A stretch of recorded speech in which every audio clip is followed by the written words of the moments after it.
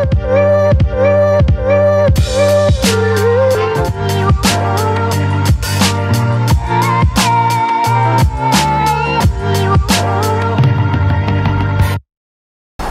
and welcome back teman-teman netizen atau warganet yang saya hormati semuanya. Di konten kedua hari ini saya ingin memberikan analisa dari 3 pertandingan English Premier League. Yang pertama antara Crystal Palace versus Liverpool yang berakhir untuk kemenangan Liverpool dengan skor tipis 1-2. Yang kedua antara Manchester United versus Bournemouth yang berakhir untuk kemenangan Bournemouth dengan skor telak 0-3. Gila gak tuh? Bournemouth bisa menang di Old Trafford dengan mencetak 3 gol dan tidak kemasukan 1 pun gol. Dan pertandingan terakhir antara Aston Villa versus Arsenal yang berakhir untuk kemenangan Aston Villa dengan skor tipis 1-0. Memang sangat disayangkan Arsenal kalah, tapi memang Aston Villa performanya lagi bagus ya.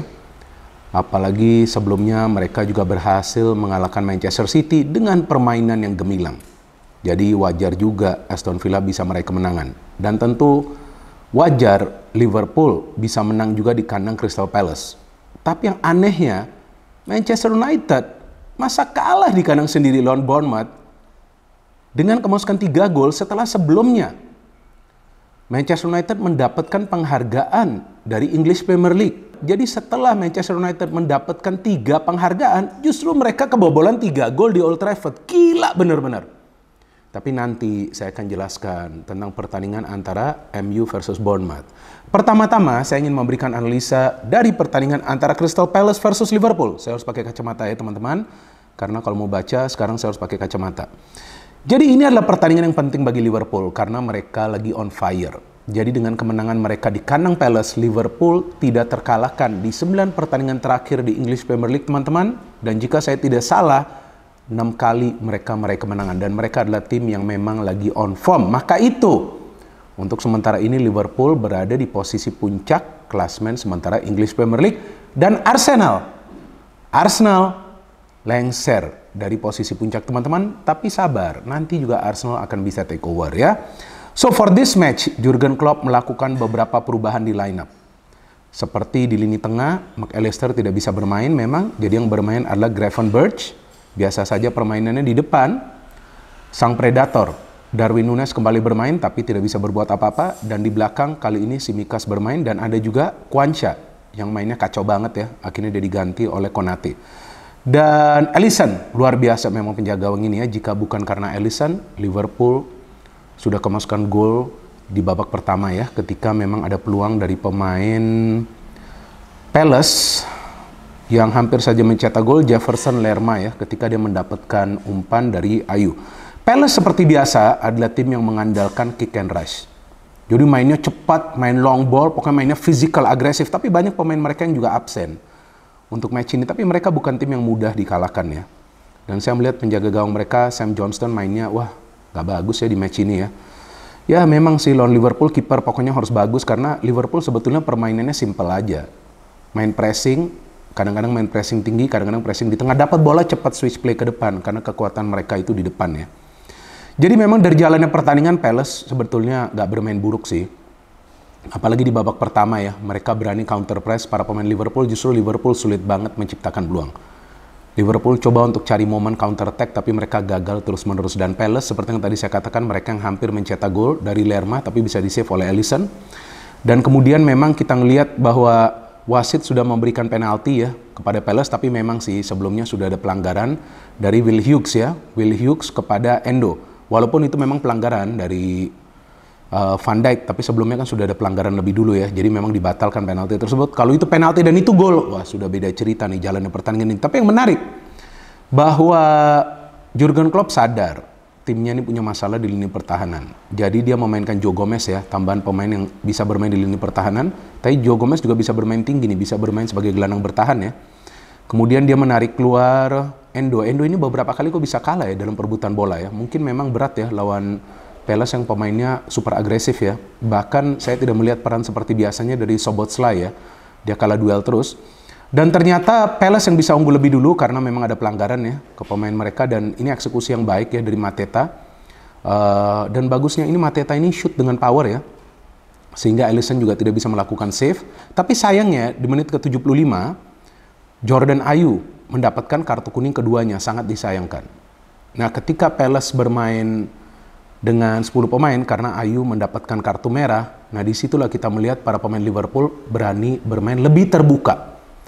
Dan Klopp memang sebelum Ayew mendapatkan kartu merah telah melakukan pergantian pemain, memainkan Harvey Elliott, menarik keluar Nunez, dan memainkan Curtis Jones, menarik keluar Szoboszlai. Kenapa? Dia inginkan dua pemain muda ini untuk duel lebih agresif lagi dan juga main mengandalkan kecepatan. Jadi dari segi kecepatan di lini tengah, Liverpool tampak kalah dari para pemain Palace, apalagi ketika membangun transisi. Dan Nunez memang sulit sekali ya untuk bisa mendapatkan peluang di match ini.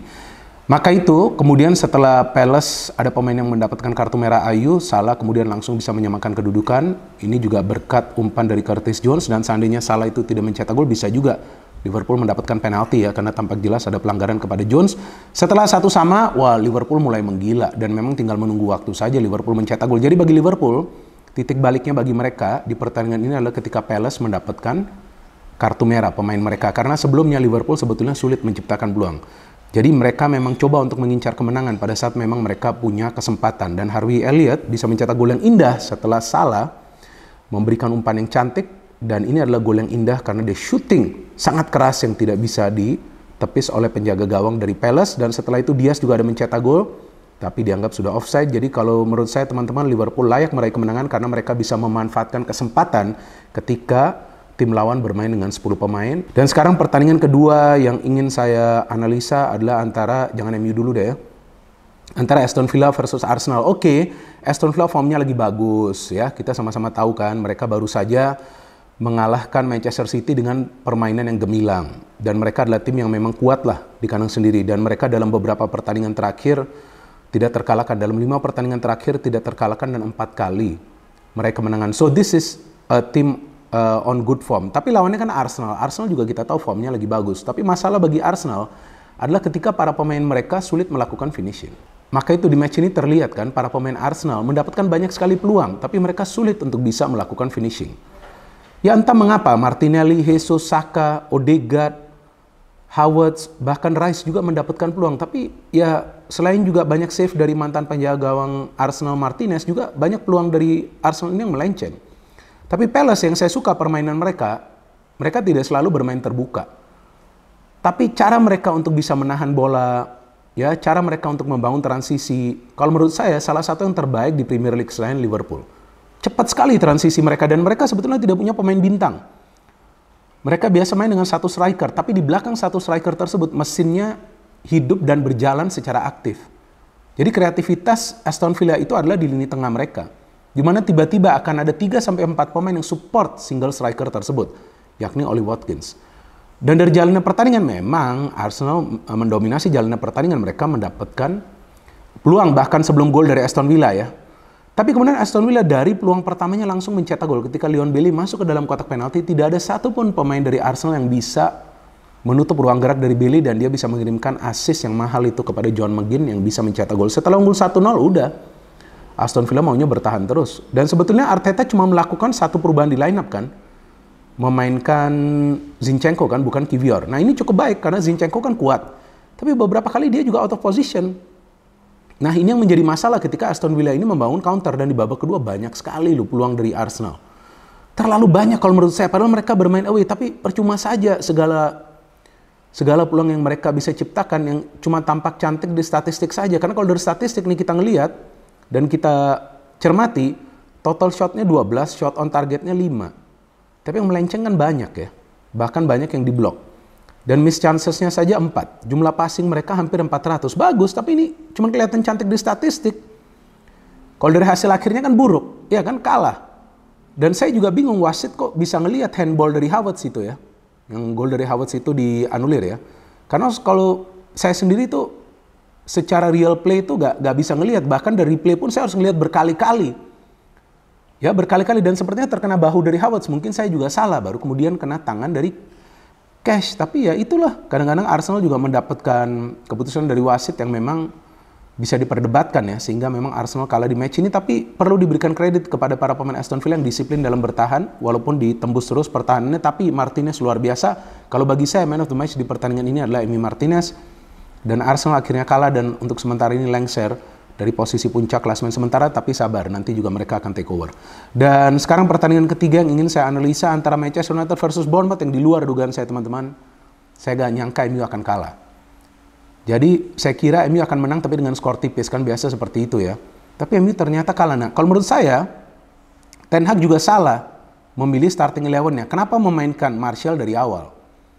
Seharusnya mungkin Højlund diistirahatkan untuk pertandingan selanjutnya lawan Munchen. Tapi ini juga pertandingan yang penting bagi MU untuk mereka terus masuk ke papan atas gitu. Kalau bisa ya dengan kemenangan ini kan mereka akan bertambah ya poinnya ya. Seandainya mereka menang, mereka sudah punya 30 poin. Walaupun mereka akan berada di belakang City. Tapi kan penting mereka sudah bisa take over Tottenham Hotspur. Tapi secara permainan buruk sekali para pemain MU. Sebetulnya MU permainannya menyerang di match ini, nggak lagi mengandalkan counter attack. Tapi karena bermain menyerang tersebutlah para pemain MU sering terlambat recover position. Apalagi yang di tengah. Sering terlambat menutup ruang yang terbuka setelah mereka menyelesaikan sebuah proses serangan. Dan banyak sekali kesalahan dari para pemain MU. Ini gol pertama dari Bournemouth kan sama seperti itu. Dari Solanke, ketika McTominay tidak bisa mengontrol bola, kemudian direbut, bola diberikan kepada Solanke, dia mencetak gol. Ini gol yang cepat nih bagi Bournemouth yang sedikit banyak mengganggu mental para pemain MU. Karena di babak pertama ini, MU tuh gak banyak mendapatkan peluang loh. Jadi gak banyak peluang dari MU di match ini, walaupun secara keseluruhan ada 20 percobaan ke arah gawang dari Bournemouth. Tapi on targetnya gak banyak, mungkin 3 atau 4. Nah ini kan mengkhawatirkan sekali, artinya MU secara kreativitas gak berkembang, dan di defense parah banget nih. Karena para pemain Bournemouth juga ketika mencetak gol, bukan berarti mereka mencetak gol ketika para pemain MU ini jumlah pemainnya kurang di belakang, enggak. Tapi bahkan ketika jumlah pemainnya sama, 3 lawan 3, mereka masih bisa mencetak gol. Dan mereka menciptakan banyak sekali peluang loh. Ini seharusnya Bournemouth menang dengan skor yang lebih telak lagi, tapi ada beberapa saves dari Onana dan Aje juga yang terkena tiang gawang. So ini pertandingan sebetulnya berjalan gak seimbang karena MU walaupun nyerang ya tapi mereka sulit menciptakan peluang yang berbahaya. Tapi sebaliknya ketika Bournemouth serang balik, wah bahaya sekali mereka. Højlund masuk di menit ke-56. Ada satu momen tuh ya, saya lupa apakah ketika MU sudah tertinggal 0-2 atau 0-3, ada satu momen Dalot sudah maju, sudah bermain transisi yang baik para pemain MU.